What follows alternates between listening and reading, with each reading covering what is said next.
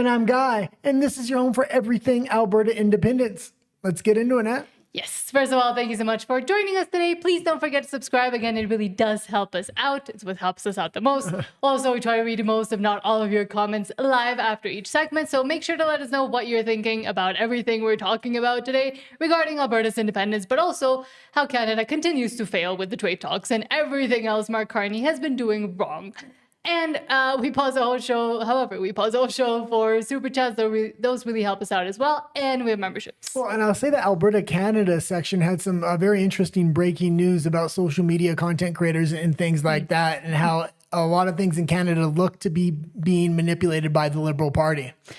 More than many things, I would say. But there was also good news coming out of the United States about social media and Elon Musk. We'll get into that in Alberta's Canada, I guess. Yes, but first of all, let me say hello to Anya Zinsky that says happy Monday, Nat and Guy. Happy Monday to you and all of you as well. Hopefully you have a good start to your week. And thank you for being here. And Silverfeet says hello. Hello, Silverfeet. And one other thing for housekeeping before we get into Stay Free Alberta, and that's if you can hit the like button because it's so close to October 19th. If we get to 100 likes per episode, I noticed the next day it really pushes us out. Hopefully we can get a new audience and sway some people to vote for independence on October 19th. And that just doesn't go for this channel. It's any channel for Alberta independence right now. If you hit the like button leading up to the election, hopefully that just does a little bit to get us over that line that we need. Exactly. And Option Trader, hello and thank you for being here. American viewer that says, I come in peace. We know, don't worry. Hopefully nobody will start stuff in the chat, but sometimes it's interesting when people give differing opinions and the conversation actually flows, because that's more of what we need. Yeah, absolutely. It's hot today. And Philip Espa says, hello everyone. Can't wait for Marzalaya to be wrong about this fake deal. Get ready for some much needed tariffs. Yeah, and I've been really disappointed in Mario Zelaya for starting that rumor. He was banging That's on. not the only one he started. He's been banging on a lot of things previously, but he not only doubled, he tripled down on this and said it wasn't just a negotiation to get rid of the 50% threatened tariff, but it was an overarching deal. I really don't think so. I was kind of skeptical when he said it, but I said, let's see what kind of happens. At this point, I don't think there is any deal. I think the Americans are going to play hardball, and rightfully so at this point. True. But on that note, let's actually get into Alberta Stay Free, because that way we can avoid all of this mess and just escape and leave. Sweet home Alberta, where the roots run deep and the money trees grow. And let's start with this. Speaking of, Mark Nixon says, quote, nearly all of the economic growth in Mark Carney's plan is coming from Alberta. At the same time, Alberta wants out because y'all are not stupid. All the private investment, all the public investment, it's all flowing into Alberta, despite what all the politicians and liberal content creators said. They said no money will be coming into Alberta as long as you're talking about independence or there's any kind of independence vote on the horizon. It seems like that's the exact opposite of what's happening right now. What this should confirm to Albertans is we are well set up to be our own independent nation and start a relationship with the United States for zero tariff trade. It really looks like Alberta and Saskatchewan want America to be its main trading partner, ideologically and otherwise, with freedom of speech and so on and so forth. It seems like the rest of Canada is really moving closer and closer to the EU every single day. I was struck by something in the document as well. The Alberta bounce, 2/3 of planned increases in private capital spending coming from Alberta. At a time when Albertans are about to consider whether or not they should stay in the country, they are being told that they are responsible for a lot of the prosperity in this country.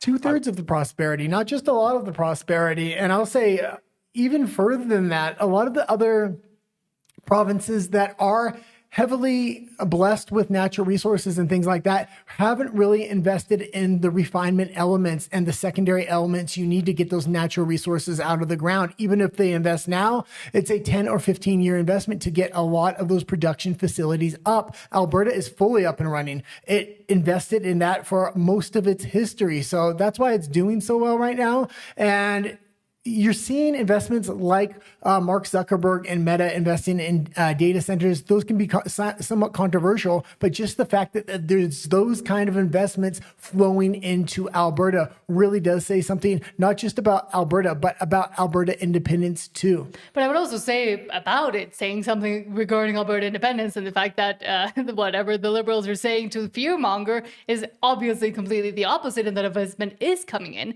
Well, that should be a reason. I mean, he was so closer. That should be a reason why people maybe understand outside of Alberta why Alberta wants to leave. Because imagine with the restrictions and impositions right now from the federal government, this is what they're able to achieve. How much more could they achieve if they left? And other provinces as well, not just Alberta. Well, also a lot of the natural resource investment, even though I believe the Canadian federal government is trying to federalize natural resources, where is that investment flowing into? It's flowing into Alberta because they have the infrastructure and refinement capabilities that a lot of other provinces just don't have. I used to work in mining in British Columbia, and I'll tell you, once you get that rock out of the ground, where is it sent? It's sent in its raw form to the United States to be broken down and refined. They're just not able to do it within British Columbia. And that is a huge disadvantage to the mining industry, which could be the largest mining industry in the world if they would deregulate. And they severely need to do that. Mm-hmm.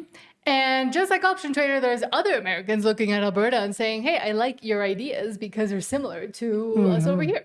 Rise of Alberta says, quote, some of us in the United States actually pay attention to what's happening in your province. An American in San Diego just explained Alberta's situation and made the case for independence in under 60 seconds. Yeah, and I'm sure the Liberal government's going to go nuts on this, declare foreign interference and everything else. This is one American citizen that supports Alberta. There are tens of thousands of them like that.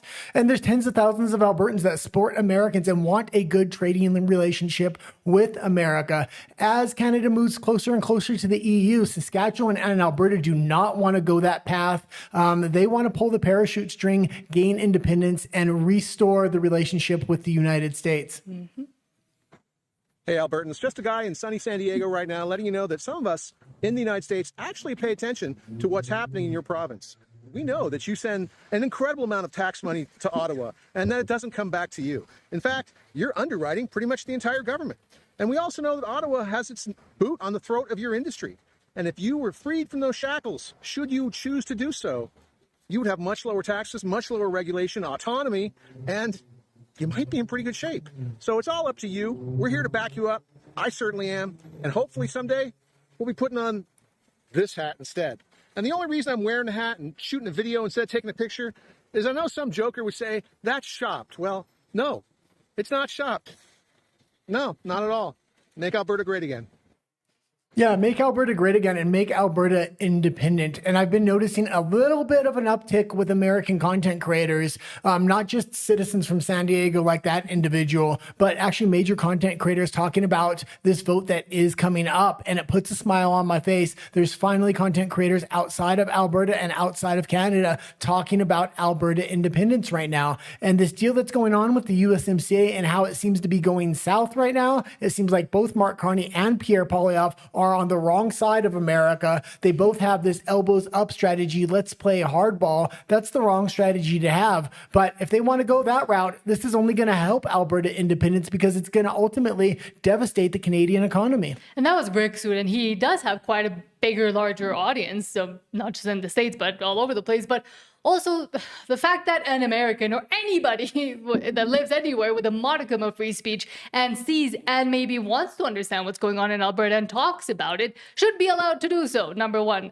without it being interference or foreign interference. People can have opinions. Just because in Canada they want to ban those opinions or any opinion doesn't mean that other people can support or not support or talk about or have an opinion regarding what happens in Alberta. Especially, it should be very embarrassing to Canada to realize that people outside are noticing the unfair deal, as he was saying there, that Alberta has and how the provinces themselves and the country itself doesn't work. I was going to say work, but doesn't work. Well, 4 days a week we talk about Alberta independence, but twice a week we have a show called American Greatness. And I'm really heartwarmed by the crossover audience that's starting to happen. A lot of Albertans are very interested in American news, and a lot of Americans are starting to get interested in Alberta. Mm-hmm. And that just shows the natural relationship. Alberta is the most conservative place within Canada, and it has been for the last 93 years since the founding of the nation. It would fit far better as an independent nation and a permanent trading partner with the United States. And again, anybody interested in freedom causes like we were, which is why we started to back Alberta independence and started to talk about it and see it as this tiny ray of hope within the darkness that is Canada, can also get involved and can also start talking about it more. And interestingly, as you mentioned, there's more and more people in the States that have larger audiences talking about now in a more informed way, I would say, about Alberta's independence. Well, one great thing about Alberta, once it does gain its independence, it's voted conservative for the last 93 years. It's going to be a place with fundamental conservative principles, values, and economics. And things should go extremely right. It has everything in its favor. And once it does go right, the American conservatives are going to be able to point at Alberta and say, the liberals and the Democrats are holding this country back. Look what's happened to Alberta once they broke free of Canada. And you're not necessarily going to have independence movements in America, but maybe it will start swaying a lot of liberals that are on the fence to start voting conservative because these are fiscally responsible policies. And also to change the example that is being used right now for Canada as a whole, as America, this is not what we want to become. But as I was saying, there are more and more creators and people that post, for example, here, Eric Doherty on X saying, quote, wow, the conservative province of Alberta is voting to begin the process of seceding from Canada on October 19th. If it succeeds, Alberta will begin the process of seceding pending a final vote next year. Secretary Scott Bessent has encouraged Alberta, noting foreign interference, noting they want sovereignty from the leftists in Canada. Secede. The USA will gladly take you. You would likely even get 2 GOP senators. And again, it's not about becoming American, but having that support is important. No, leave that up there for a second. Something I want to say about this, and a lot of people in Alberta aren't going to like that last statement. I don't like the last statement, but a lot of Americans do think we want to be part of the states. We need to make it clear we don't want to be. We want to be our own independent nation. Not that we don't like America, but every 4 or 8 years, if you get a new government like the Democrats coming in after Trump, if that happens to be the case, they try to do everything the previous president had done. Like I said, Alberta has voted conservative for the last 93 years. It has a strong foundation moving forward into its own government. But something this does tell you is 2/3 of all the future investment coming next year looks to be going into Alberta from the Canadian government. If we vote for independence, break free, the Canadian government will desperately want us back. The Americans would be happy to have us. That creates 2 safety nets, and we have a very secure economic futures to stand on our own. We would have to be freaking retarded not to at least make the attempt to be our own independent nation, especially with 2 safety nets. Most countries don't have that. Exactly. And on the topic of Alberta wanting to become the U.S. or the U.S. framing it in that sense, yes, I do think it's important to continue to state the fact that, no, it's about gaining full independence and full sovereignty and being a country that can actually have that stability that many countries like the U.S. with the changing of ideology, minds and everything and government every either 4 or 8 years and everything having the potential of being destroyed by Gavin Newsom or hopefully not an AOC or someone like that. Well, Alberta has that stability that even Americans might look up to and say, hey, maybe that's a good idea as well. Yeah.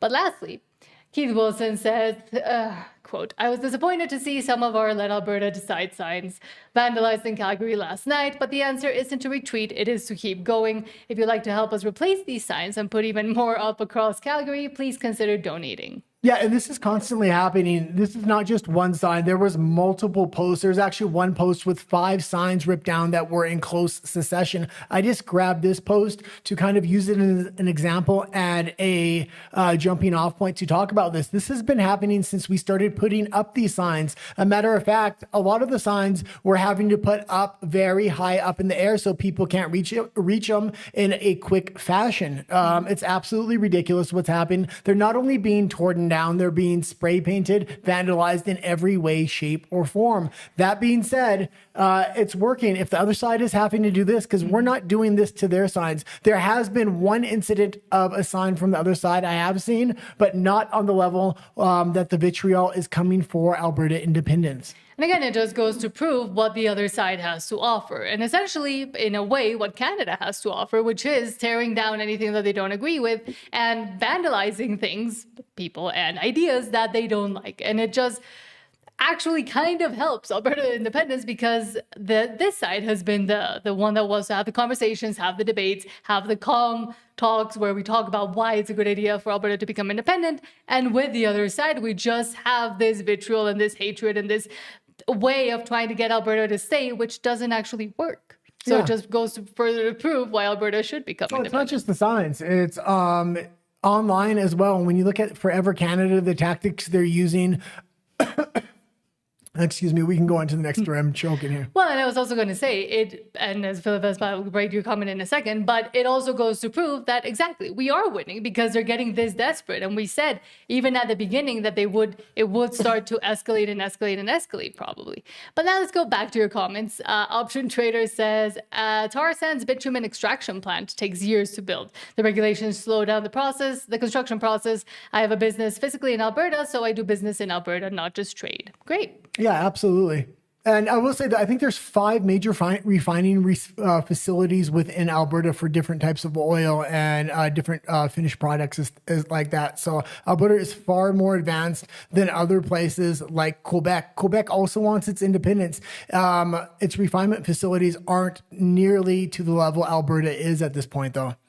And Philip Vespa says, Benny Johnson did a video on Alberta independence. This is huge considering his audience. Yeah, and I was going to bring that up. I was trying to think of Benny Johnson's name again. It was slipping my mind. That was the major content creator in the States that recently did a lengthy piece on Alberta independence. I think it was about 11 minutes. And he went to a lot of different aspects of what's going on in Alberta. It was fantastic to see. Hopefully that's the first piece of many that's going to be coming out from not only the U.S., but from around the world. We also did see some journalists from the mainstream media come in from Australia to talk to some Alberta independence supporters. And the very interesting thing is the history of Western Australia is very similar to Alberta at this point. Mm-hmm. And Vivispel also says, the other side knows we are winning. They have to put out fake polls saying we only have 30% support. We were in the low 20s, according to them, a couple of weeks ago. Keep going. Exactly. Well, absolutely. And I'm going to just say this. I don't know if we're at 30, 40, 50%, but what I am saying is we are the motivated side. We should be coming out at 90 to 95% numbers. That 30%, if we come out in high numbers on the day of the vote, that's more than enough to win the 50%. And once we get to that binding referendum, a lot of people that aren't politically engaged will start to believe. Young people will really get behind Alberta independence at that point. Even conservatives from other provinces, once Canada keeps heading down that economic path that they're currently heading, and they see, well, there's a real chance for Alberta to break free, maybe I should get on that ship. A lot of conservatives from across Canada will start moving to Alberta to make that vote. And maybe even after, some liberals that now are looking at the consequences of their actions and their voting might also do that too. So be careful with those, though. But let me say hello as well to... Well, I'll just chime in really quick. I don't think liberals would actually vote to stop Alberta from leaving because, number one, they don't generally want to live in Alberta, and liberals aren't motivated to really keep Alberta as part of Canada when it goes to such an extent of, I got to move to the province to do so. Conservatives, on the other hand, are already ready to pull the ripcord, move to the United States, move to Mexico. They're ready to leave the country. But if they see another option, that option of leaving the country is to leave with Alberta and to take a piece of Canada with them and have a new beginning, I think conservatives are far more likely to move to Alberta to vote for independence than liberals once a binding referendum rolls around. But let me say hello as well over in RUMBLE because we're dual streaming over there as well. Real Friend says, let Alberta decide. They probably did it to their own sign. I don't think they would. Tearing down their own signs to make it look like they're a victim. I wouldn't put it past them. No, because it's happening on too much of a mass scale, and the amount of money we don't have unlimited resources. So, and also it's happened not just to let Alberta decide, but to a bunch of different Cory Morgan's signs have also been torn down. A lot of flags have also been taken. So it's happening to everybody. If it was just an isolated incident or just happening to one TPA or third-party advertiser, then I would say maybe. But because it's happening all over the place, Well, they're also trying to take preventative measures. They started implementing trail cams. Some of these signs have been ripped down 3, 4, and 5 times. So they're starting to set up trail cams on those specific locations to catch video of who's ripping these signs down. Also, Alberta Independence businesses that support Alberta Independence are being vandalized as well. This is not something where I believe the Alberta Independence side is trying to play the victim or making this thing up. I think there's enough vitriol from forever Canadians and nationalists that this is a natural occurring thing that is happening. And because it's also the kind of response we see not just with this topic from them, but with everything, with anything. It happened when people were going against trans and drag queen story hour, the same kind of vitriol in here. So it happens. It happened to the Freedom Convoy as well, for example.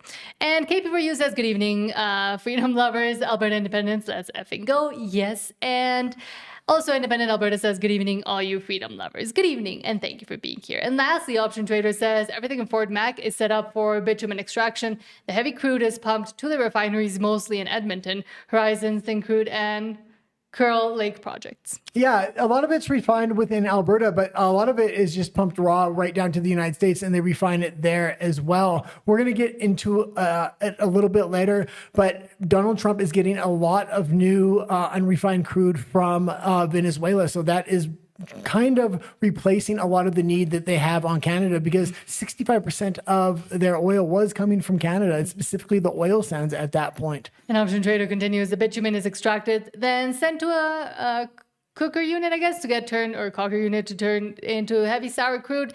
I know nothing about this. Then pumped to refineries to become products, gas, home heating, oil, jet fuel, kerosene, etc.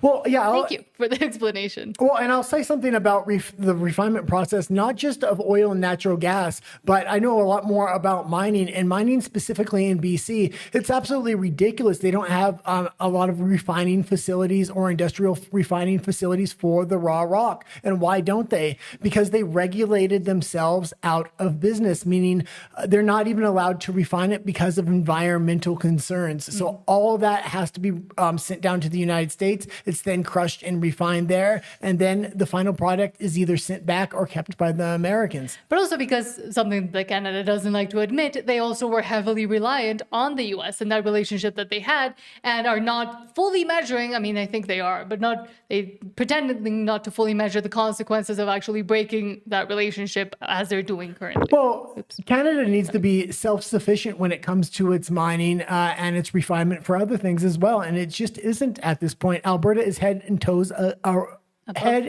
above these other provinces when it comes to these processing facilities. And on that note, let's actually get into Alberta politics. Doesn't discuss federal politics. He only concerns himself with Alberta's independence. I was telling a friend I have to find ways to bring in the segments that's not just, and now let's go to. But let's start with this from Wealth Moose saying, quote, reality check for Canada's, quote, energy strategy. While Ottawa blocks pipelines, hikes carbon taxes, and lectures Alberta about net zero vibes, Donald Trump just secured up to 50 million barrels of Venezuelan oil at market prices, with Washington controlling the revenue. No virtue signaling, no conferences, no just transition, PowerPoints, just energy security, Canada and the US as a guaranteed customer. We chose ideology, America chose barrels. This isn't complicated. It's a masterclass in what happens when one country governs outcomes and the other governs for applause. Well, what you're hearing from the elbows upside and the Liberals is they want to go harder. They want to put more sanctions and really retaliate against Trump more. They're even talking about energy at this point. He's already diversifying energy into Venezuela there, but he also has the option, if Canada wanted to play hardball, he could simply take some sanctions off of Russia, get oil from them, or negotiate a truce within the Strait of Hormuz and get oil from them. America is very diversified on almost every single front and its trading relations. Canada would be a fool to try to play hardball with their energy because it would cost them financially, and it would not hurt America to the extreme they think it would be, because America is diversified with its trading partners. Exactly. And also looking to continue to diversify and again, making those deals and friendships outside of, towards the Western Hemisphere and looking towards the rest of Latin America with the Shield of the Americas and more trade and actual cooperation between them. Well, what you have to realize here, that's 50 million barrels, but there was recently an earthquake within Venezuela. And even when the United States went into Venezuela and they're starting to take over, and a ton of investment is coming into infrastructure for the oil industry within Venezuela. But a lot of that has to be built up. As that gets built up, there's going to be more and more oil flowing from Venezuela to the United States. Mm-hmm. But next, let's go see PB. Oh, and one more thing about that. The kind of oil that comes out of Venezuela is the exact kind of oil that comes out of Alberta, or at least very, very similar with the refinement process that is needed. And a lot of those refinement facilities lie within Texas. Let's go to PP. Jasmine Lane says, quote, this reporter's question assumes Canadians should be grateful to pay record taxes for, quote, free services, which they're not if you're paying for them. Poilievre's response challenges that assumption at the root. Well, and again, this goes right into Alberta, especially the second half of his answer. Where's the government getting all this extra money from? You argue that eliminating those taxes would put more money back to the pocket of Canadian families, but tax also pay the infrastructure and public services. How would you balance those tax relief with maintaining those services? Yes, thank you. Very good question. So first of all, the Liberal government is receiving about $6 billion of extra revenue that they didn't expect to get as a result of higher oil prices driving up the profits of Canadian energy companies. The question is, what do we do with that money? We don't think it should be used for yet more government spending that will ultimately be wasted. We think that that money should go back into the pockets of hardworking Canadians struggling to fill up their tanks and buy groceries. We also know that this is the most wasteful government probably in Canadian history. Mark Carney has increased government spending as a share of our economy to the highest level in 30 years. It's time to cut back on bureaucracy, consultants, foreign aid, handouts to fake and phony refugees, corporate welfare to liberal insiders like the condo bailout. Cut all of that waste, and then we will have more money to leave in people's pockets. Bring down the cost of government so we can bring down the cost of living. And it's interesting what the conservative federal government talks about, or the dialect that's happening on a federal level, because if Alberta gets its independence, there's going to be no taxes on citizens. There'll be taxes on natural resources as well as medium and large sized businesses, but citizens themselves. And no other country where they have the amount of resource extraction that can happen in Alberta are they taxing their citizens. Canada wouldn't need to tax its citizens either, because it has such a low population, it's unwilling to really lean heavy into natural resource extraction. And that's a big problem. Also, the federal government is just not on board with not taxing its citizens. We see Donald Trump slowly heading in that direction, trying to replace taxes with tariffs, which may be an indirect tax, but it's far better than directly taxing citizens. Also, property tax. We see what's happening in Florida. They're attempting to get rid of property tax. That would be a huge win for the citizens of Florida. But again, it's insane that in Canada, with the socialist, quasi-socialist, actual socialist, and tending towards a communist system that they want to have, I mean, the government needs a never-ending flow and outflow of money that essentially is coming from the citizens. And yet we don't see, as it was mentioned there, any of the services and the things that they always tout they're wasting that money on, spending that money on, actually improving.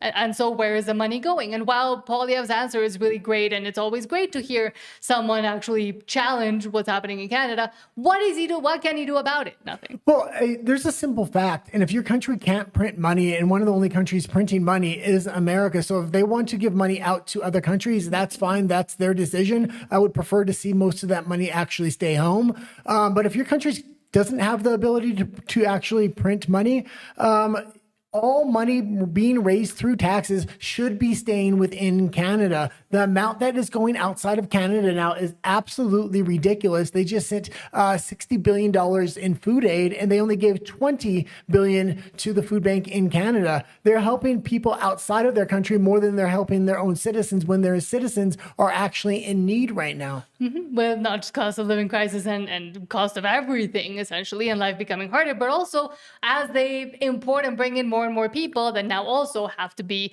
managed and infrastructure be built, which it isn't. But as more and more people, their GDP per capita goes down, well, the GDP per capita, the GDP of the country goes up, and they can tout these numbers, which they continuously do. But what are the citizens actually feeling day to day? And it's not good. But Wealth Moose says, quote, you don't need everyone to believe government is corrupt. You just need enough people to stop believing the government is honest. Yeah, and Good for us. I think at this point, people can see the Canadian government is corrupt. Maybe not Liberals at this point, but Liberals have to open their eyes and realize even if they don't believe they're corrupt, they're definitely not honest at this point. Oh, you can leave it there. Yeah. There's a large number of Canadians feel Carney and the Liberals Party are full of corruption. And again, I don't think it's just them, and it's not just this first time, but because with Canada, there has been a way of managing citizens, of keeping them comfortable enough, of making them think that the country is good enough or that is the best and better than the US, then citizens have kind of become accustomed also by the propagandized media and everything that you receive from the media, which essentially comes from the federal government, that they stopped asking, if they ever did ask, questions. And they just started trusting and continuing to trust the government. And I see the difference because here in Mexico, we inherently think anybody and everybody that has anything to do with the government is corrupt, and it's something you're kind of raised with. And in Canada, it's the complete opposite. People can't see it because they've been told it's never been there and not to even think about it. Well, and there's something else here, and it's not to say the Conservatives couldn't be corrupt as well, but what you have is when one government gets exchanged for the other government, typically there's a period where they're not as corrupt. The longer a government is in there, the more corrupt they get over time. And the Liberals in Canada have been in power for far too long. The systems of corruption that they've built and the mechanisms they built are really, really entrenched within the Canadian government. This is why we see so much money going overseas. As soon as that money leaves Canadian shores, it's no longer tracked. So it can go right into politicians' pockets, friends of politicians' pockets, and yeah. But also the longer time they have to build up those mechanisms to hide or continue to hide their corruption, well, the deeper it gets. And I remember a phrase you told me a long time ago when I was saying, well, but why can't anybody realize like the government of Canada is so corrupt? I kept asking because, again, everybody here in Mexico knows our government is really corrupt. And even in the States, people, I mean, that's a conversation that is had and there's been examples of it. But you said that it's not that Canadian corruption or Canadian governmental corruption isn't there, that people don't see it. It's that it's so high level, but at this point, that it's harder to see on the day-to-day and harder to even unmask, especially when you have a mechanism of media that is just propaganda telling you it's not there and it's not true. Well, yeah, and typically what you'll have, if you do also have a change of government, the new change of government will come in there and undo a lot of those mechanisms, and that takes time. And then they start building their own, but that takes a number of years. That's why it's not always a bad thing if you have change of government. The problem is this elbows up thing has really drawn us down a path of over 10 years of liberal rule now. But on the propaganda and the media, CBC Watcher says, quote, the CBC is once again treating Canadians like marketable fools. They spent months cheerleading Carney into office, selling him as a sophisticated deal maker who would the only one that could stare down Trump and protect Canadian workers. Now with the August 19 deadline, 3 days away, 2 now, and no comprehensive deal in sight, the same network is carefully laying the groundwork for failure. And they have been doing so and putting those breadcrumbs up for a while now, because we've been highlighting every time they try to say, oh, okay, there might not be a deal, but, and yet here we are. Top story today, the trade uncertainty that continues to loom between Canada and the United States. Canada's trade delegation remains in Washington this weekend, and it's now just 3 days away from that deadline for the U.S. to slap Canada with a 50% tariff on $28 billion worth of goods. Now, according to sources who have spoken to our colleagues at Radio Canada, Trade Minister Dominic LeBlanc is expected to meet with U.S. Trade Representative Jameson Greer at some point today. But as of this moment, the two sides remain far apart on a deal. And we are getting some breaking news on those ongoing negotiations from CBC's Kate McKenna, who's joining us now from Washington. Kate, very good to see you. What are you learning? Well, we're hearing from sources that at this point, there's quite a bit of concern from Canadian negotiators that no deal is going to be reached by August 19th, which is, as you said, 3 days from now.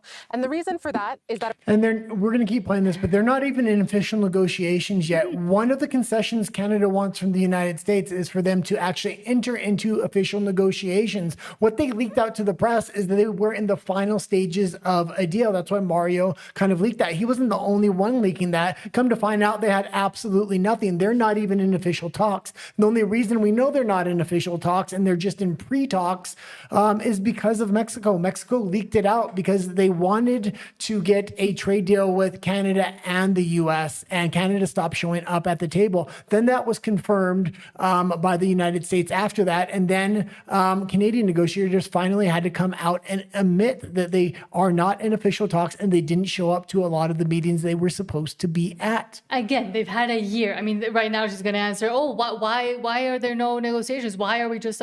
Because you started a week before the actual deadline. Because you didn't, and you kept saying forever and ever for the whole year that you didn't actually want to join the negotiations and that you were elbows up and so strong and I'm going to negotiate. And then you never did it. And now it's the deadline. And me, as a procrastinator, knows this very well. You can't just make it up and pretend like nothing was happening. Well, we have to be a little bit more honest about that. And I think the fact is that they haven't entered into official negotiations for well over a year. This is actually what they want. They want to slow play this as much as possible, make sure Trump doesn't give that 6-month notice to completely pull out. What they want to do is wait Trump out. Even if Trump loses the midterms, he still has executive control and a lot of other mechanisms. He's far likely not to lose the Senate as well. So Canada is in real big trouble. They think they can wait Trump out. I think J.D. Vance and Marco Rubio will be there in 2028, and they're going to have the exact same policy, maybe even more hard-nosed. But let's see how they try to twist it this time. It was always Canada's position that it wanted a comprehensive deal. So that means they not only wanted to get rid of this upcoming slate of tariffs that is set to affect $28 billion in exports, they also wanted a deal to meaningfully reduce the sectoral tariffs affecting steel, aluminum, auto, and lumber. Pause it. Sources are they wanted an overarching comprehensive deal. How do you get that? You enter into trade negotiations immediately. You talk about each of these things over time. This is exactly what Mexico did. That's why they avoided all of this that the Canadians are having thrust upon them. And the Canadians want to say, oh, we're the victims. Well, look at Mexico. They simply entered into negotiations. They're now on their third round of official negotiations. All these punitive tariffs aren't coming onto Mexico, and they're just working through the deal. But when you don't get into official trade talks, even a year in, you should expect punitive tariffs at that point because Trump can see what you're doing. You're trying to wait him out and not get a deal. You're hoping the Democrats get in there and you can go back to business as normal. We wanted a comprehensive deal. We don't know why we didn't, because you weren't there. That's why they didn't get it. Oh, God. Telling us that the U.S. is willing to make some concessions, but so far they're not willing to go far enough for Canada's liking, and that creates a bit of a cascading effect because Canada only avoids the new tariffs if the provinces agree to put U.S. alcohol back on their shelves, but they won't agree to do that unless the sectoral tariffs affecting their specific provinces are resolved. So it's a little bit of a chicken and egg situation, and sources tell us that the U.S. does not want to move on softwood lumber because they see that as a separate issue, and provinces like BC, Quebec, and New Brunswick would really like to get relief on lumber. In fact, BC has said that they need to see lower tariffs on lumber in exchange for putting U.S. booze back on the shelves. So that is part of what's making negotiations complicated for the Canadian team. However, there is still time for the situation to change. As you said, we are expecting U.S. And pause it for a second. And there's not time for things to change. The fact is, we've been playing these clips for the last couple of weeks. And what you hear is sometimes they let it slip when they say, how long was the negotiating meeting of the day? And 2 times I heard him say, if they did mention the times, that the time was a 1-hour meeting. Yeah. What are you doing in a 1-hour meeting? Absolutely nothing. These aren't serious talks. These aren't even official negotiations, because if they were, these talks would be lasting all day when they meet. And the Canadians were trying to say, well, there's a meeting coming up. This is the meeting they were talking about here because it was the Canadian trade negotiator's birthday. So he was getting a talk. What do they think is going to happen? He's going to get a birthday present? They're going to give you no tariffs? They're going to take down this? Absolutely not. This is pure Canadian propaganda at this point. These trade talks are not going well in any way, shape, or form. And literally the phrase beggars can't be choosers is completely applicable in this case, especially if you let it go and ride all the way to the deadline, and now you're expecting and hoping and saying that you have these demands. Of course they're not going to be met because you weren't there to talk them through at the appropriate time a year ago. Well, in Mexico, when you said you would. And Mexico has no more leverage than Canada does, yet they're not in this situation because they were professional, they didn't talk a bunch of crap, and they went along with trade negotiations for the entire year, really working out the details. Trade Representative Jameson Greer to speak with his Canadian counterpart, U.S.-Canada Trade Minister Dominic LeBlanc, sometime today. Okay, so while we wait for further details, Kate, let's say there's no deal come Wednesday. Then what happens? Well, that is what we are waiting to see. Prime Minister Mark Carney has not ruled out the possibility of retaliation. In fact, we know that when he met with the premiers last month, shortly after Donald Trump announced this new slate of tariffs, he asked them to make a list of potential retaliatory actions. But that, of course, would escalate the situation. The U.S. is fond of pointing out that it's only been Canada and China that have retaliated. And just 2 days ago now, I asked the question to Jameson Greer, what would happen if there's further retaliatory action? And he said, well, they would not tolerate that. So that could mark a real escalation in the trade war. But okay, and you can leave it there. And Canada may have a thing here or a thing there that's very tiny to retaliate with. A matter of fact, a lot of the retaliatory measures they've been doing so far are actually direct violations of the USMCA, like banning booze, like not giving America's access to the dairy market. All this stuff was in the USMCA. So it seems like the only leverage Canada really has is to violate the USMCA and then try to use that as negotiating power. The Americans, on the other hand, can hit Canada 10 ways to Sunday. Only China and Canada are taking retaliatory measures. This is not a good strategy. If you listen to liberals, they're going to say, well, this is the only option that we have. No, look at Mexico, period. And not just Mexico, but also other partners where they've also done some trade talks. Yeah, but Mexico's the most parallel because they both involve the USMCA. But also, as it said there from CBC Watcher, this is not journalism. This is narrative management and building them up, hiding the inconvenient optics. Canadians are not children, as it says here, and CBC needs to stop tweeting. But they won't, because again, it's the propaganda arm and mechanism that the federal government uses to explain away their stupidity. Well, they're not trying to explain away their stupidity. What they're trying to do is manage. They're trying to draw out these trade talks so there's nothing actually happening, and they want to limit the amount of retaliation from the United States so they can wait Donald Trump out. And they're trying to keep the liberals with their elbows up appeased through the mainstream media. So they say, oh, we're doing our best. We're just trying to wait Trump out, basically. But let's go back to your comments before we head into Alberta Personalities. And Philip Vespa says, I'm willing to put money down on that reporter being Canadian. That being said, keep advocating for independence, Pierre. You're doing a great job. Ruling over a pile of ashes is your destiny. And it does seem, meant not being Canadian. Well, could be a new Canadian. Let's just put it that way, probably. And it does annoy me the fact that there apparently are no journalistic or reporting standards, and the fact that you have to have an intelligible level of English to be able to ask questions. Otherwise, whoever you're asking a question to can't even understand what you're saying. Similar to the director of City Hall that was talking the other day about putting up a flag in the Muslim call to prayer that we played the clip, if you remember. Cindy Melnick says, hi, Nat and Guy. Hello, says, people really need to wake up. Wait until they bring in the housing taxes. Now the census asking so many questions. Exactly. Absolutely. And they need to get a change of character in there, because Poilievre wants to have this hard-nosed policy as well with the Americans. And his strategy is slightly different, but it's not much different. And Mark Carney wants to keep his elbows up as well. There's only one candidate, and it's not one candidate I necessarily like a lot. It's Danielle Smith. And I've seen through Danielle Smith, but she can pitch at least a different strategy to the Americans. She can say, I have negotiated with American business people like Meta. I've gone down to meet with Trump. I have a decent relationship with him. We need to take a different strategy here. She's also negotiated with the other side, even though I don't like what's in that MOU with those pipelines. She did negotiate with the Liberals. She has a resume that she can at least pitch to the Canadian public that we need a change of strategy here now. Now, they might not be ready for it now. They seem to want to keep their elbows up, but when the Canadian economy really starts to collapse at an epic level, they're going to have to bring somebody in there with a resume that will be able to negotiate. Danielle Smith may be that person. Hopefully she steps down as leader of Alberta. So it leaves that opening to the federal Conservatives, I would say.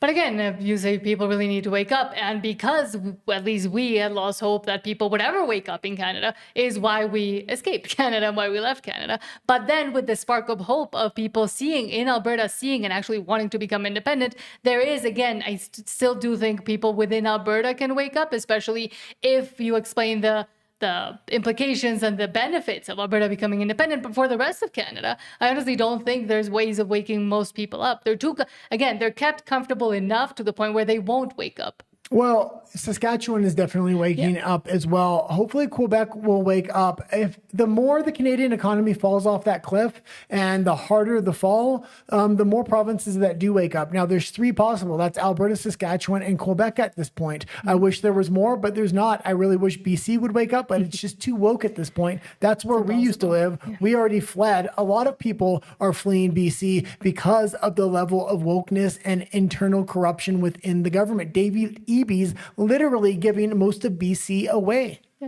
Philip Vespa says, people like Mara Zelaya and Abacus pollster Dave Coletto like to chase shadows and give false hope. I'm convinced that Federalist conservatives are actively sabotaging independence.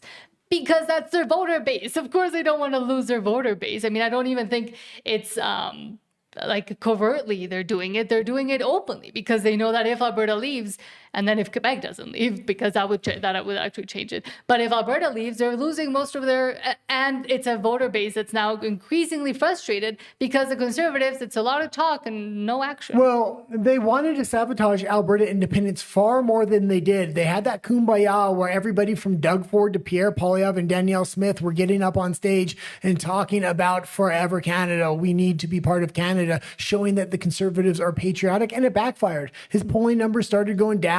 People started seeing through Danielle Smith. So what did they do? They shut the hell up, and they didn't do that on the ground campaign day in and day out like they said they were going to do. They got the message, and overall, it's nice that Albertans were able to send that message. Now, when I watch pollsters outside of Alberta talking about, well, these polls can't be right. Pierre Poilievre's numbers are going down in Alberta, which is a conservative place. They don't understand the dynamic of Alberta independence. Poilievre does, and that's why he's not continuously beating the drum to stay in Canada. He will here or there, but not like he said he was, and neither is Danielle Smith. Mm-hmm.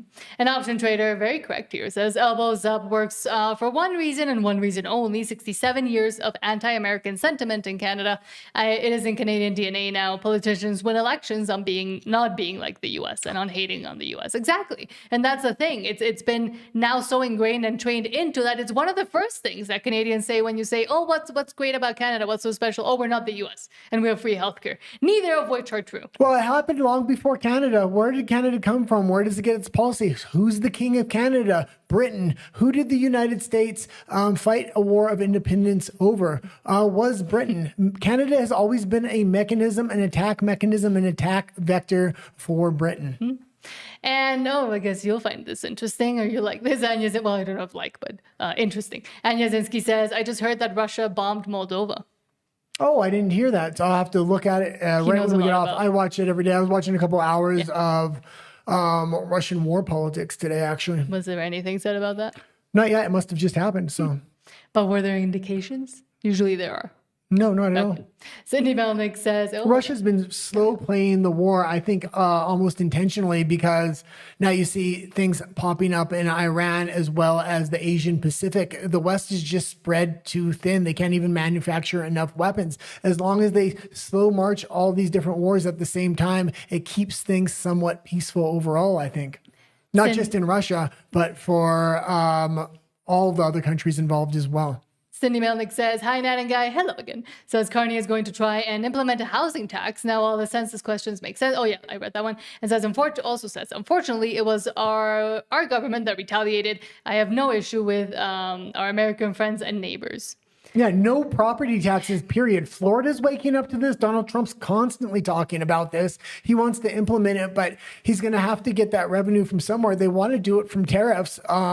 Tariffs are working fairly decently right now, but it's going to take time. But Alberta has something. It's called natural resources. As soon as we break free and gain independence, no property taxes is a basic minimum. Once you buy a house, you're not constantly paying a tax to a lord because you don't own the property. No, you own the property. You shouldn't have to pay the taxes anymore. Mm-hmm. On top of that, there should be no taxes on citizens. That should be the second layer. J-Man says, I'm guessing you're from the U.S., says Canada has been taking our money for years. Yeah. And also then saying, but it's within the agreements and trying to make sure that the U.S. doesn't notice.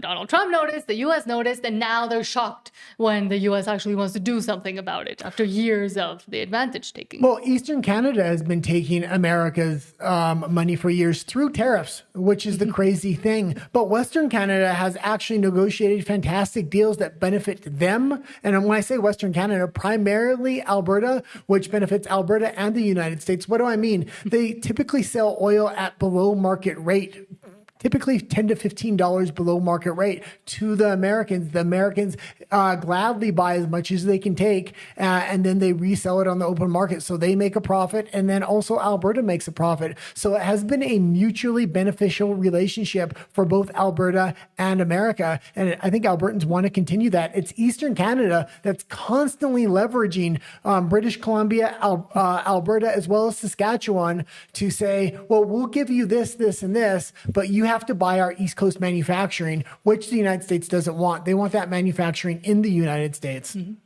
As it should be.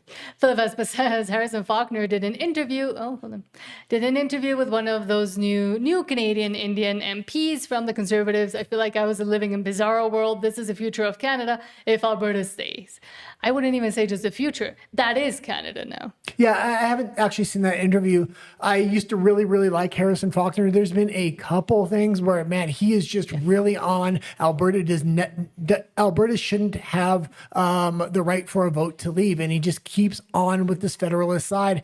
A lot of his stances are almost elbows up conservative, and there's a lot of people falling into that right now on the conservative side. That being said, I still watch Harrison Faulkner. I like a lot of the things he does say when he's not reporting on Alberta.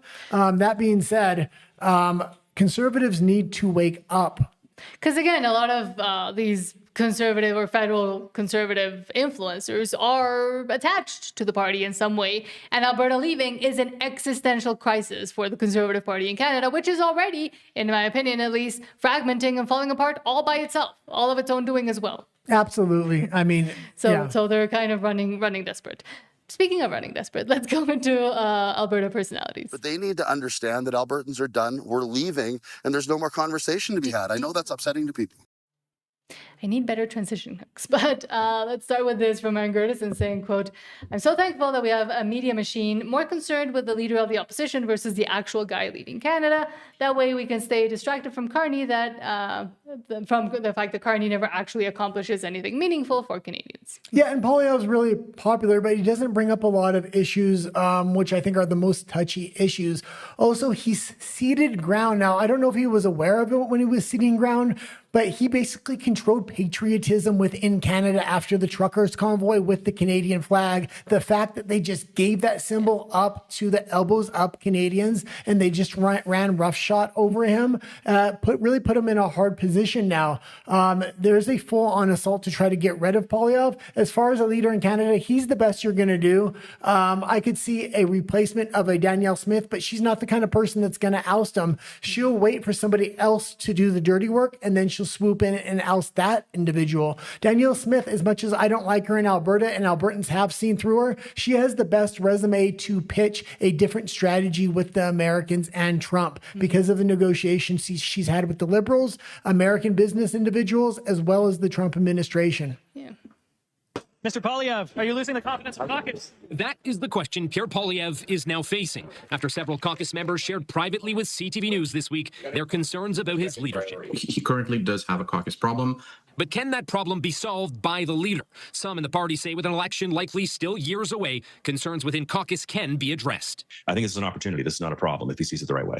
A recent NO survey for CTV News found Prime Minister Mark Carney has no obvious challenger among Conservatives, and out of 17 Conservative MPs CTV News spoke with, all but 2 agreed with that conclusion. And another thing here, like just the way he gave up the Canadian flag and patriotism to the Liberals, which, man, that is really their foundation right now. Mm-hmm. He's not calling out all the mistakes in these trade negotiations. He will, but he does it with kid gloves. He should really be pointing out they're not in official negotiations. And why the hell aren't they in official negotiations? He should constantly be parroting what the Mexicans have done right. And that should be the Canadian strategy. But it's very hard to implement that strategy when you're not in official negotiations. But he doesn't want to do that right now. He seems to want to be a team player for Canada. But when you do that, you just give way to Mark Carney's poll numbers to maintain its level or go up, which is ridiculous. His poll numbers should be in the dirt right now, but there's nobody really pointing out on a massive level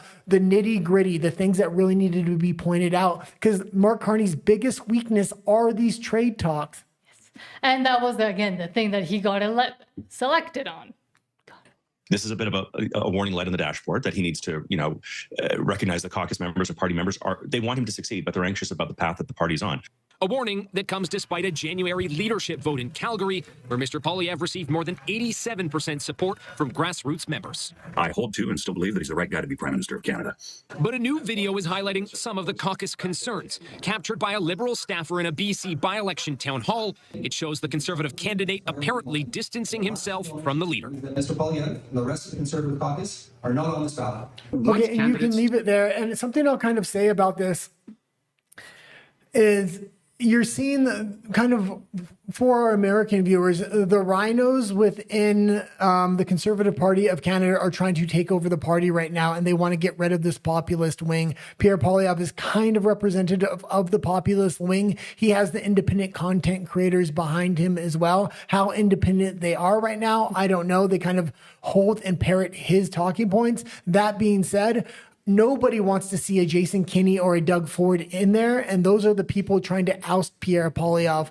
The only suitable replacement for the majority of Canadians for Poilievre, I would say, would be a Danielle Smith, and that's coming from somebody that does not like Danielle Smith because she does not support Alberta independence. But with Poilievre, step after step after step, he, as you mentioned, he has been aligning with the Liberals, with Mark Carney, and when he could have used the opportunity with the trade talks and with what's happening with the U.S. to go on the complete opposite direction, he decided to fight it as well and make that his position, so that also weakens him. And not only that, but he has chosen to take or not take positions based on, as the Liberals also do, polling and what he thinks his base will like, instead of actually having policy positions that he comes up with himself. Because we saw how long it took for him to say anything about the Freedom Convoy. He didn't have to support Alberta independence, but he could have weaponized it and said, why are these people so discontent? And it's not just Alberta, it's a lot of other provinces. He could have really used it as an attack mechanism, and he could really be using the trade talks that have gone completely sour with the United States as an attack point. Yes, he talks about it, but again, he talks about it with kids' gloves. He needs to be pointing out Mexico. He needs to be pointing out the fact they're not in official talks yet. And he also needs to be pointing out the fact that you're in talks today? The talks were only an hour. What happened in that hour? And start drilling down on the Liberals. He doesn't do it. Because he can't. Because he said his own position was basically the same as them, that we had to go hard against the U.S. So now he can't point out the fact that trying to go hard against the U.S. hasn't done anything. Well, and he stated, we want to take a Team Canada approach here. Well, as long as you take that Team Canada approach, it's not going to work. Team Canada is literally selling out Canadians on a daily basis right now. Yeah, I won't cry for you, Pierre, when you go. Juno News says, quote, as Bank of England Governor, Carney was involved in the creation of the United Kingdom's Sovereign Wealth Fund, which lost $450 million in its first 2 years. And it's very important to point this out. I brought it up multiple times, but I wanted to bring the article up today because there's been other countries that have sovereign wealth funds, some of the Nordic countries, and it's done very well for them. But when you have Mark Carney, who made a sovereign wealth fund and it lost $450 million in its first 2 years, and now he wants to do the same in Canada, you're saying, what's actually going on here? He's using these sovereign wealth funds to direct money to decide who the winners and losers are, so him and his buddies can line their pockets, not actually trying to make wealth for the country like some of those Nordic countries did. He's an economist and a businessman. He wants not even economist. He wants to cash in on this. Yeah, and as bankers, they're slimy. And Carney is the slimiest, I would say. Also, the Sovereign Wealth Fund in Canada's case is a mechanism that is needed to nationalize natural resources, which I bring up a lot on this point. But a lot of people don't understand that Sovereign Wealth Fund in the long run becomes one of the mechanisms needed for that. And again, if you put all the puzzle pieces together that we kind of try to do on this show, you do start seeing the complete picture of communism. Absolutely. Before we get into the sickle next and hammer. Before we get into the next story, if you can like the video, it really does help, especially coming up to the October 19th referendum. We're trying to get the message out to as many people as we can so we can sway the independence vote. If we can get to 100 likes, it usually pushes it out to a new audience the next day. I noticed, not just for our channel, but for all Alberta independence channels as well. Thank you. But now let's go back to your comments. Option Trader says all conservatives outside of Alberta have to and are fighting independence behind closed doors. Again, I don't even think it's behind closed doors, but says Canada isn't viable without Alberta oil. They only care about their political careers. Of course, because they're career politicians, and that's all. That's the only reason why they're there, because they want that power and they want that ability to control everybody else. Absolutely. And if they're not career politicians, it becomes very hard to win anything, and they don't have enough power. And it's a shame because there are a couple good politicians, but they're so small that they don't have enough power. And if they join the Conservative Party, they're going to be forced to get in line or get kicked out of the party. One of these people is Dallas Brody in British Columbia. Absolutely fantastic. I wish more people would vote for her party, but it's just too small to make it big enough of an impact right now. Hopefully that party can grow over time and they keep those same fundamental principles that she still has right now. And that the Conservative Party of BC stole from her. Yeah. But after they kicked her out for them. Philip Vespa says, I'm from Ontario and I support independence 100%. Thank you. Because I guess you also get to see the insanity that you're living through. Option Trader says Alberta Conservatives can't publicly take a stand, but the ones who are political career animals are fighting independence because it loses some votes.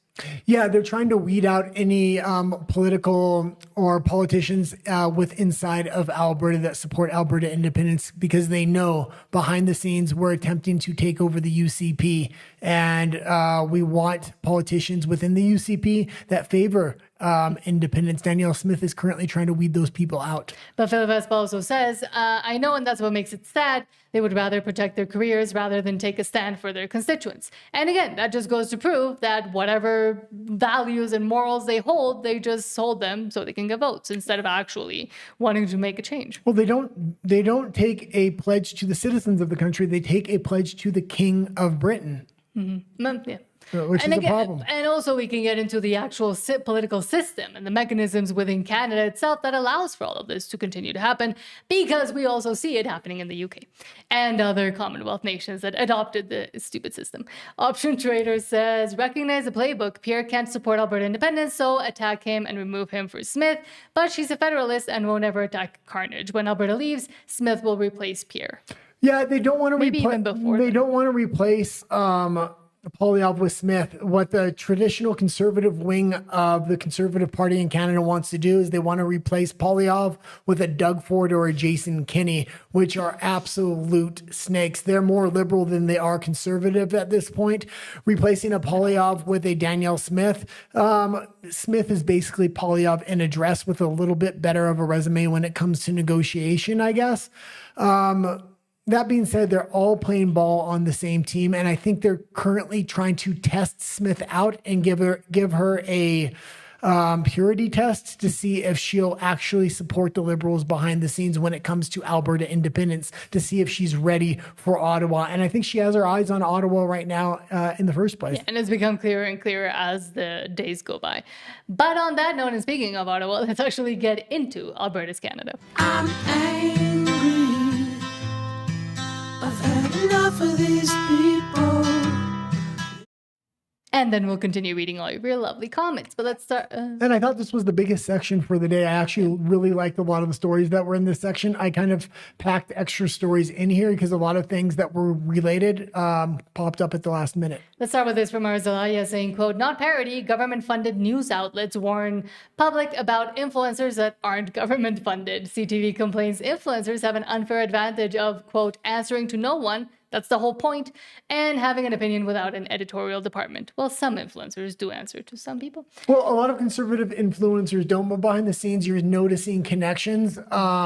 That being said, there's going to be a series of articles here when it comes to social media influence and things like that, especially with the Canadian federal government. It's ridiculous. That's what's happening right now.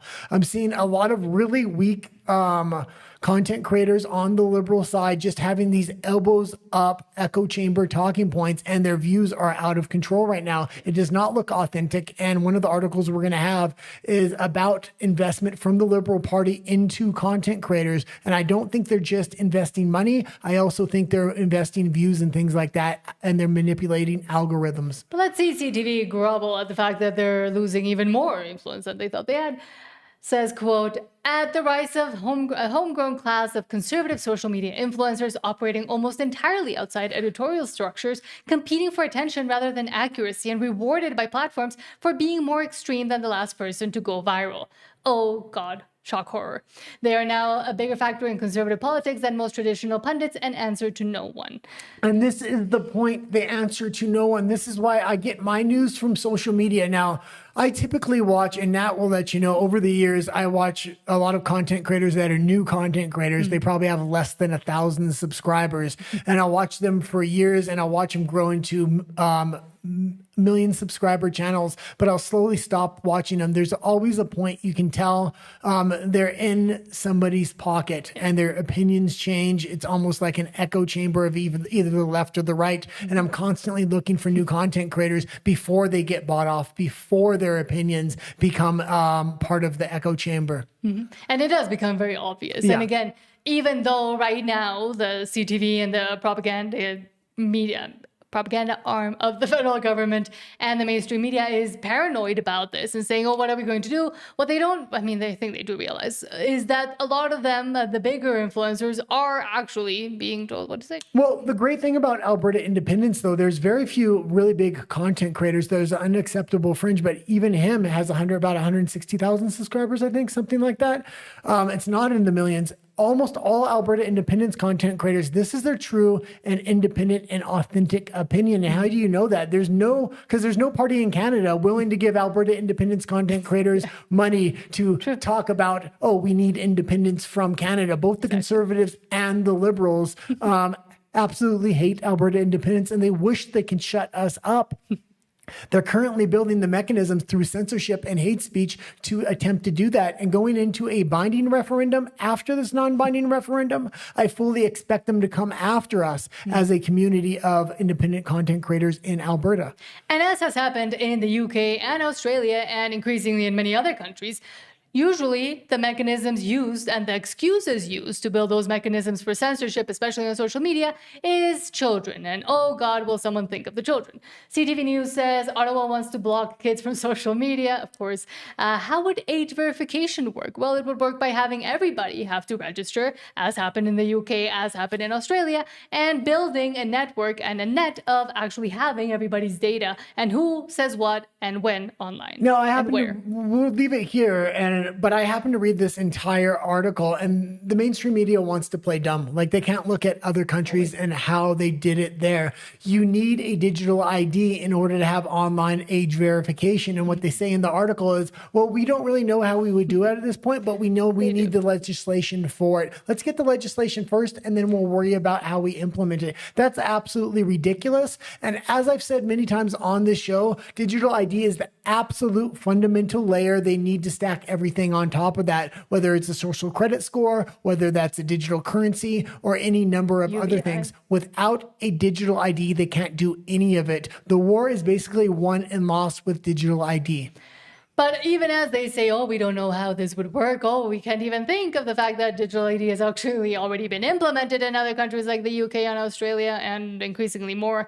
But they do because it's already been in the legislation that they're trying to pass. So they already have the mechanism written down. It's just a matter of continuing to stamp and approve now that they have a majority government. Well, it's very interesting. I was thinking about this today. You see a lot of arrests within the UK for hate speech, online and otherwise, as well as the EU and Australia. But Canada is so damn compliant. They've managed to pass all the mechanisms they need, but not actually have to implement them and prosecute people. The mainstream media has been enough, and the propaganda and psyop they're running on the Canadian people as a whole, they get enough compliance where they haven't had to use the mechanisms, but they're all waiting there for when they do need them. Mm-hmm. And we are seeing them starting to need them because we're seeing them starting to accelerate that path. But in a different way of seeing things. Justice Center for Constitutional Freedoms, or JCCF, says, quote, X will begin publicly disclosing when government departments and agencies demand that X posts be taken down, along with their stated legal justification. One of the best ways to discourage governments from attempting to censor speech and limit access to information is simple. Disclose those attempts to the public. And then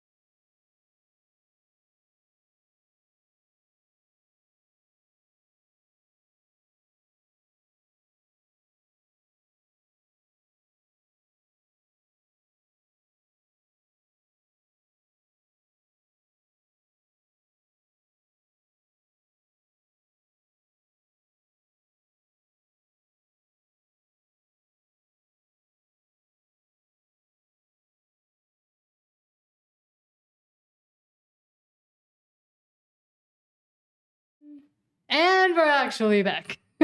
Sorry about that. There wasn't even a major storm. Some power transformers broke. I guess that's what you call them. Well, I could see a bunch of smoke like 2 blocks over as well.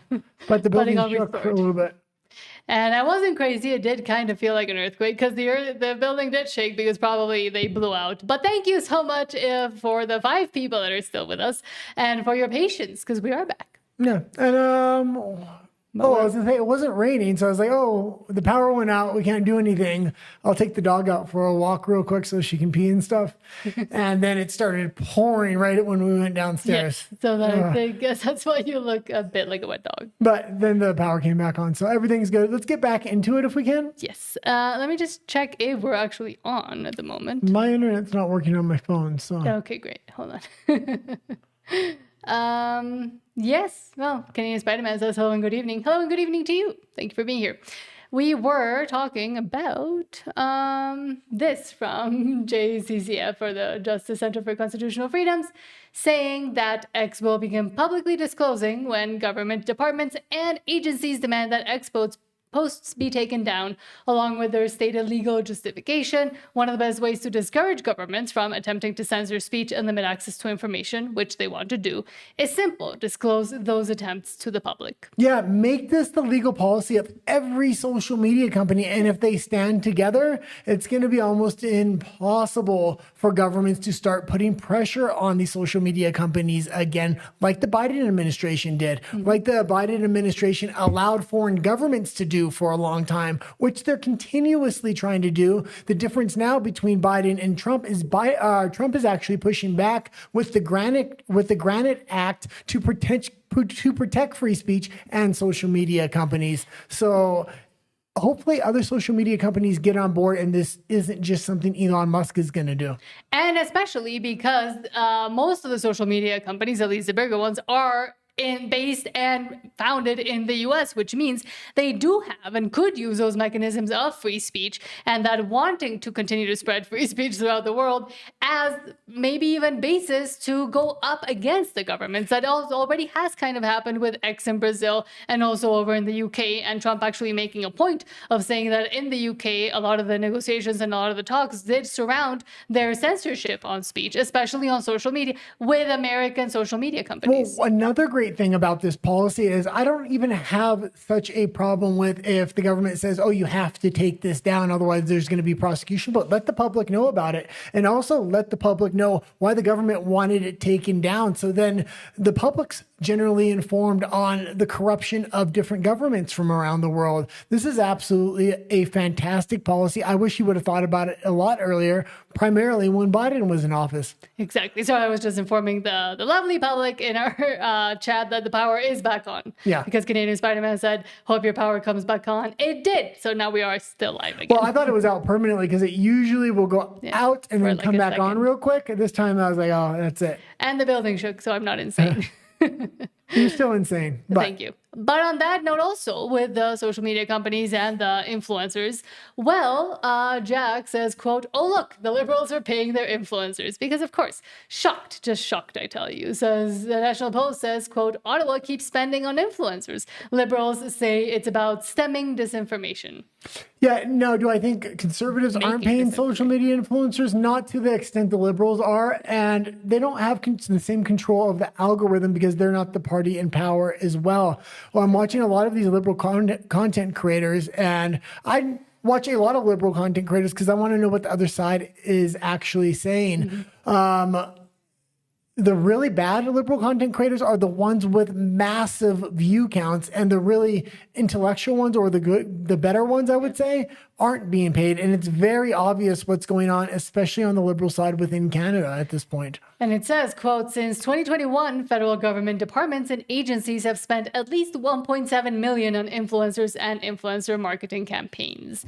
And yet, I mean, it has worked in some way, because again, I do see a lot of even younger people still parroting the same talking points that they're being taught by these probably bottom paid for influencers. Well, and when I look at conservative content creators within Canada, they're not being paid in the same way the Liberals are. I think they're being paid through access. So... Yeah. But next from CBC Watcher also says, quote, "CTV just breathlessly hyped a last-ditch virtual birthday Zoom between LeBlanc and Greer like some high-stakes diplomatic breakthrough. Spoiler, it's not, after 17 full months of Carney as Prime Minister." And you can slow down and read this whole thing because they do lay it out fairly good here.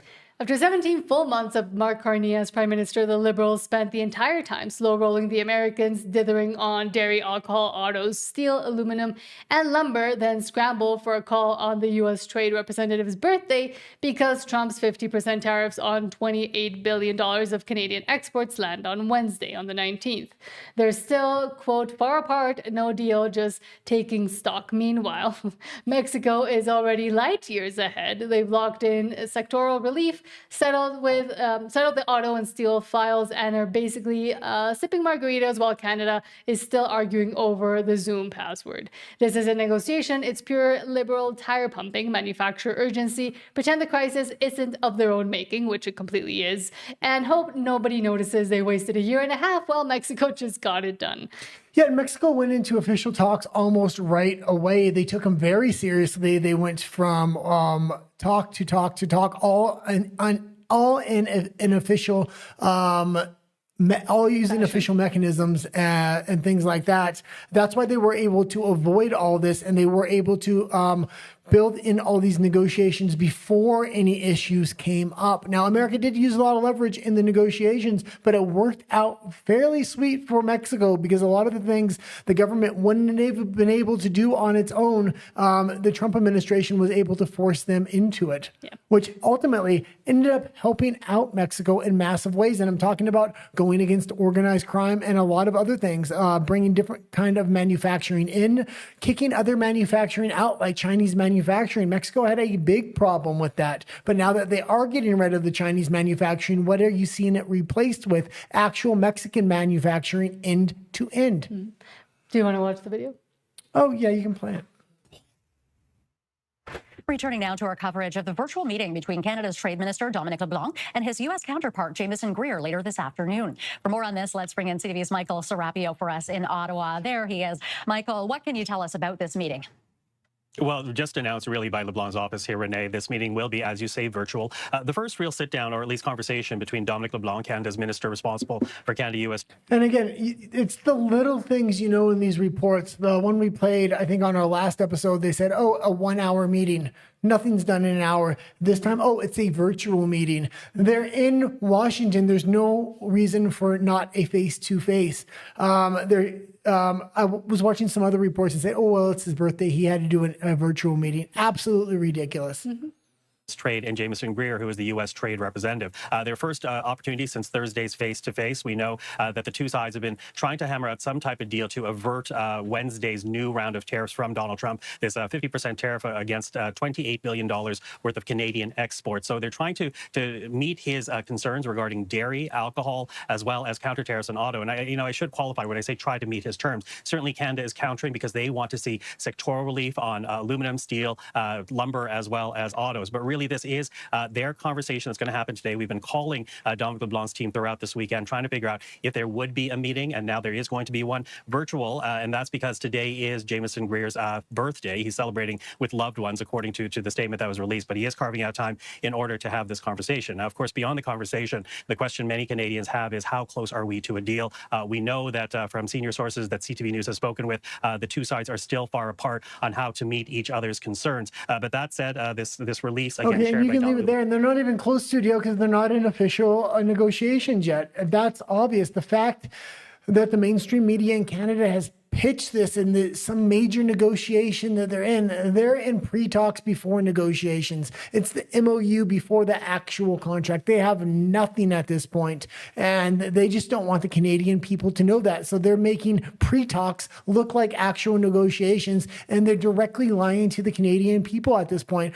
A lot of Canadians and a lot of Liberals have their elbows up expecting some kind of deal to come. No deal's coming because you're not in real talks. But again, Jameson Greer carving out time during his birthday for talks that are now being reduced to a week because Canada spent a year and a half saying, no, I don't want to talk, I don't want to know anything, no, I have elbows up and I don't want to deal with the U.S. While the U.S. was dealing with, again, not just Mexico, but a bunch of other different countries as well, and going into these trade talks and negotiations, while Canada, with its elbows up, left it to the very last minute, still not in formal talks. And now Jameson Greer, from the U.S. counterpart, is carving time out from his birthday to actually get this, maybe, potentially, probably not, done by Wednesday, which it won't. Well, something you also have to figure here is obviously Carney's strategy is to wait the Americans out, so hopefully they can get a Democratic president in there. But if J.D. Vance and Marco Rubio get in there, which is very, very likely, the Mexicans want to get this deal closed out, a deal between Mexico and the Americans directly without Canada. They want to get that closed out by the end of the Trump administration. Why? Because if Canada gets into talks and they don't have, let's say they get the talks started, but they don't have them closed out by the end of the Trump administration, maybe Rubio and J.D. Vance get in there and say, well, we're in a new administration. We have to start all over right from the beginning just to apply more pressure onto the Canadians. But now let's go back to your comments before we head into the last segment of Alberta and the World, before we go into RUMBLE, if it is still working. If anybody over on RUMBLE can let me know. I'll go check. Philip Vespa says, I would like a conservative leader that will throw their weight behind independence, show politically disengaged voters that this is worth fighting for, and that it's an actual cause that people can and should, again, get behind, because not only is it grassroots, but the people that are, I wouldn't say leaders, but that are at the top and that are those spokespeople are invested because they care about it too. And they know that it's not just the grasp for power. Yeah, it's still working over on RUMBLE. What was the last question? Wasn't a question. Phil Vespa says, I would like a conservative leader that will throw their weight behind independence, show politically disengaged voters that this is worth fighting. Yeah, it's an issue for conservatives when everything Alberta independence wants and says, whether it's opening up the Constitution or getting sovereignty for the province. The conservatives were basically saying the difference is when the citizens go try to get it themselves, they say, no, that looks like you're completely disingenuous. You don't actually want these things. We have to get it through you. If we try to get it as individual citizens and people, it's unacceptable to the Conservative Party. Well, it's unacceptable to Albertans to have to do everything through the Conservative Party. We want to do it for ourselves. And our solution is to break free and be independent at this point. Jamin says, I love Alberta. Because doing it within the system hasn't worked for conservatives in Canada. So now we're going to try to do it the Albertan way, the independent way. Option Trader says, this is manufactured to replace Pierre with Smith, but she is a plant. Well, she is being groomed in a way to take over. She's definitely a plant without a shadow of a doubt, but I would still rather have Smith than a Doug Ford or a Jason Kenney. That being said, I don't care who's in there. I don't care if it's Poilievre, Danielle Smith. Alberta needs its independence, period. Phil Vespa says, I'd oust him too if it meant showing that every province can achieve independence. The East can be as socialist as they like, just don't come crying when the economy collapses, which it already is. Well, the rest of Canada would actually have to build a real economy at that point. It would actually be helping them out. And once Alberta gets independence, you have to figure it might light a spark in Quebec again. We know there's an independence movement, but it's lost a lot of popularity. But if they see Alberta go first, they're very likely to want their independence too. And if both Alberta and Quebec get independence, that turns Canada conservative by seat count. Satia's Maximus, hello, says, I'm just tired of Carney, tired of Ottawa. What an S show. Benny Johnson posted a good pro-Alberta video today. Yeah, and we were talking about that earlier. Absolutely fantastic. It was a little long, and I appreciate that it was long, but that's why we didn't play it on the show. Casey Willis says, fooling people for power is counterfeit power. What a bunch of jokers. But it's the only way that they know how to obtain power, because if they did it through doing the correct things and actually being a voice for the people, well, then it would be a much harder path to trail than just trying to grasp at power as they do. Yeah, and if Danielle Smith does have her eyes on Ottawa, which she very well might, I really do hope she steps down and we can get somebody in there that will really fight for Alberta's sovereignty. Everything Danielle Smith fights for, and Jason Kenney as well, all those populist policies they fought for, they kind of got, and then there was no follow-up and they weren't actually implemented. What am I talking about? The most recent policy was these pride flags in the classroom. News articles all over the place that they're taking them down. Now it looks like that's not going to happen. Also, taking back the Canadian pension Canadian Pension Fund and putting that money in Alberta banks, at least what Alberta contributes, would be another step going towards sovereignty, getting the Albertan sheriffs rather than the RCMP. Any number of things. We need to implement sovereigntist policies so it educates the Alberta people in real time that the federal government isn't going to give you that. And Danielle Smith often quotes, well, I can't fight for this policy or this policy because I won't win. We need somebody that's going to fight for policies, even if they lose, just to show the Albertan people that the federal government is going to stand against you at every turn. And I mean, even on immigration, which we recently talked about, I mean, completely reversal almost, saying one thing before she got elected and now another one. Yeah, and if I would relate it to American politics, I would say a Tucker Carlson really reminds me a lot of a Jason Kenney or a Danielle Smith, where he's going to try to say all the right things to get in power, but he's not going to implement any of those. The fact that Donald Trump was able to take over the Republican Party from the inside out and turn it to the MAGA Party gives him real power, so he can't be shut down, and that's why he's able to implement a lot of these policies. Even if Tucker somehow magically got in, he would have both the Republicans and the Democrats trying to shut him down. He wouldn't actually be able to implement anything. J-Man says they only care about money. Yeah. Literally, because they know, anybody that wants to become a politician should know that there is no money within it. And I mean, we talked about Millet's new idea of not allowing politicians to get essentially to get paid if they're not actually doing their jobs. One moment. In Canada, there's a ton of money in politics because your base salary is double that of a U.S. politician. But again, if they were aware that there is no money to be gained and that there is no mechanism or way that they could corruptly obtain it as well, then the correct people would probably step up. Yeah. But that's too much to ask. Canadian Spider-Man says, hope your power comes back on. It did. And then Canadian Spider-Man says, yay, because we got our power back. And hold on, because over on RUMBLE, there's a lot of talk. K4U says, our whole government system is corrupt. Worldwide government is corrupt. We need to burn it to the ground and replace it with a different system, one where politicians are held accountable and normal, regular people run the government. Which is why Alberta's independence would be such a great opportunity to build and found a nation bottom up, essentially. Smaller government is what you need, because that's where people can directly speak to the government and you feel like you can be a part of it. This is why Alberta independence is so important. It's giving a roadmap. But one of the big reasons it has the ability to be a smaller government and actually survive is because America is the biggest power within the world and the size of the military. It offers a lot of independence and autonomy to a place like Alberta.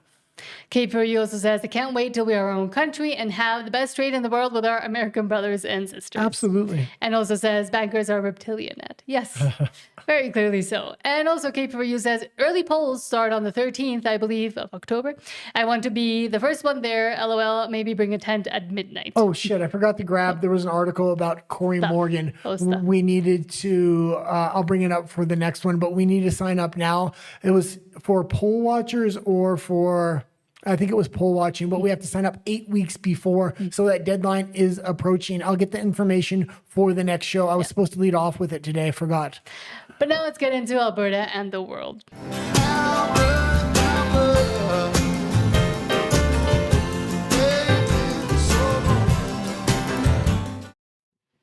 And let's start with this from our Newful saying, quote, the U.S. and nearly 20 partner nations are locked in on defending the Panama Canal right now. Panamax 2026 is running at full scale, rehearsing how to keep the world's most important shipping choke point open under threat. While that was happening, Pete Hegseth showed up at the jungle training course in Panama and coached 4 warriors who finished one of the toughest courses out there. Well, and this is one of the more important stories for Canada. And this was actually one of the few posts I could find about it. And it involved Canada in a big way. The United States invited almost every nation in South America, Central America, as well as North America, except for Canada. They even invited Britain to participate in this. And they also invited Brazil to participate in this. And Brazil does not have the best relations with Russia. They're heavily invested in the BRICS. But even they were invited to this. With the U.S.? You said with Russia? No, I didn't. You said doesn't have the best relationship with Russia. With the U.S. you meant Brazil. Yeah. Okay. Just wanted to clear that. Okay, you can continue.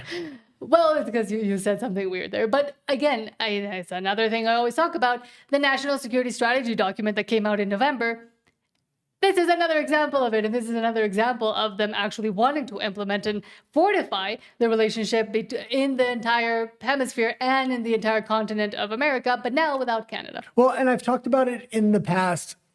When they ran war games, the United States against China, actually, the United States lost every time, except when they used one strategy, and then they won every time. And that was closing off choke points around the world when it came to shipping lanes. The Panama Canal is one of the most important shipping lanes. Another important shipping lane go right next to Canada. So it's very interesting that the United States is now looking at Canada as an adversary, and they don't want them to have military participation. And this happened to be one of the biggest war games for the Western Hemisphere. Most of the time, you have exercises like this happening overseas in the Asian Pacific or in Europe. It's rarely done in North America. Trump is shifting his focus to the Western Hemisphere, and Canada really needs to shape up. Otherwise, they're going to be shipping out. Do you want to watch the video? Yeah, I actually haven't seen the video. I just wanted to get it as a talking point there. And that started him. Both of these are instructors. Both of these get high regards from their Okay, you can leave it there. I mainly wanted to talk about the article there. But next, something smells like it's burning. RMC86 says, quote, 100,000 Canadian textile industry jobs are hanging in the balance. Just the threat of the S338 50% tariffs has caused lost business.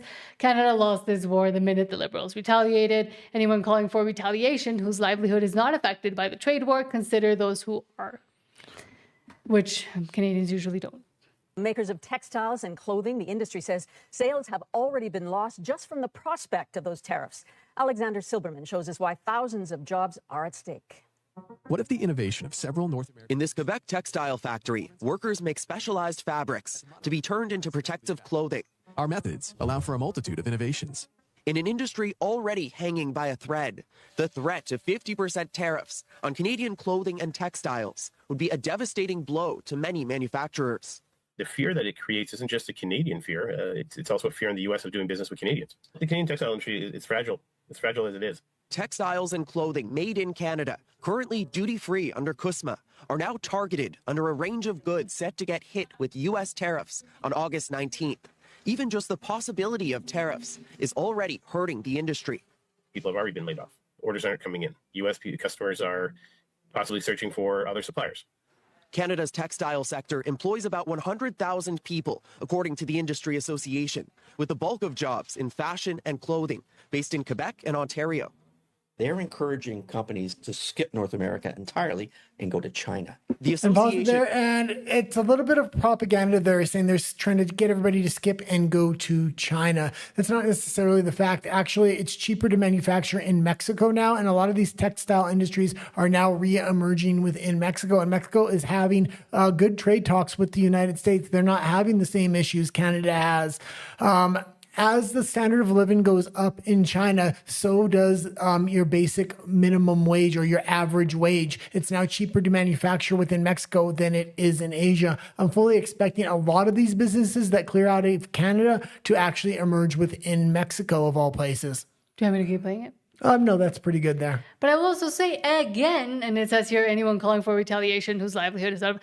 Whose fault? Because of course this piece was kind of trying to hammer it on the US and the tariffs, and they're the ones that want Canadians suffering. No, it's the fact that for a year and a half that Carney said, elbows up, I'm the best negotiator in the world. He did nothing. And now, oh, surprise, there's consequences coming for not actually doing the thing you said you were going to do. Yeah. Which is what is infuriating. Well, it's also very interesting. Mexico has negotiated a lot of things over the years with the United States, and they've always had a fairly good trade relation with them. Mexico does have oil of its own. It's a very corrupt industry because it's owned by the government, much like what I see Carney trying to do up there. But a lot of the oil and energy it uses for its manufacturing and other industries is actually pipelines the United States built going down into Mexico. So typically Mexico pays very cheap U.S. prices for a lot of its oils. But now lastly, as the mainstream media and the propagandist media continues to try to get everybody to look up Pierre Poilievre and be panicked about that, well, this chart that we showed, but one it needs to be shown multiple times. Millennial Grump says, quote, hey everyone, look at Pierre Poilievre right now. Don't look at this brutal chart of Canada's negative GDP growth in 2025. And yes, that last one in red with the minus is Canada. And read the top. I know it's really small there, though. Yes, it's the I can never say that word. Cumulative real GDP growth from 2025 Q1 base to 2026 Q1. 4 quarters equal to year over year with Ireland excluded. Okay, and now you can go all the way down to Canada there, and it's at the very bottom, and it's the only one that's negative. If you can zoom out so I can see it there. Trying to. Oh, perfect. Canada's the only one that's negative there. Very, very interesting. If you listen to Mark Carney, he'll tell you all these little statistics where Canada's doing great. But if you look at the big numbers, what can't be hid, it's right here. And Canada is losing, and they're losing more than any other country. When you look at the actual reality, and we've talked about how Canada has tried to increase its GDP and the growth and etc. by importing more people to just artificially blow up that number, that isn't even working, which is the annoying thing as well. But let's go back to one comment, and then we'll head over to RUMBLE. Philip Vespa says, French needs to give his head a shake. He posted a video bad-mouthing Benny Johnson about half an hour ago. I know he isn't 100% accurate about the facts, but it's important for Americans to tune in. Oh, I like the French, and I like Benny Johnson. And I actually watched Benny Johnson's piece on Alberta. It was absolutely fantastic. I think the Fringe was invited on Benny Johnson's show at one point, and then a bigger story came up. Maybe he's a little angry about that. I don't really know. Hopefully Benny Johnson invites the Fringe on at some point. That would be good because the Fringe is the biggest content creator within Alberta, so he's the most likely to be invited back on Benny Johnson's show. I'll have to watch the Fringe's video. I haven't seen it yet. I did watch Benny Johnson's video, and I thought it was fantastic, though. I haven't had the chance to see it. Did Benny mention the 51st state thing again? I don't know. Okay. Because I think, because that could be a reason why. Yeah. I mean, there could be anger there. But I'll watch it and then let you know what I think tomorrow probably, or on Wednesday. But now let's head over to RUMBLE. Thank you so much for rejoining us after the power went out. Don't forget to subscribe before we head over there. Again, the show is not over. There's still a few stories that YouTube wouldn't like us to do here, so we'll do them over on RUMBLE. There's a 30-second wait screen, and then we'll pop up over there.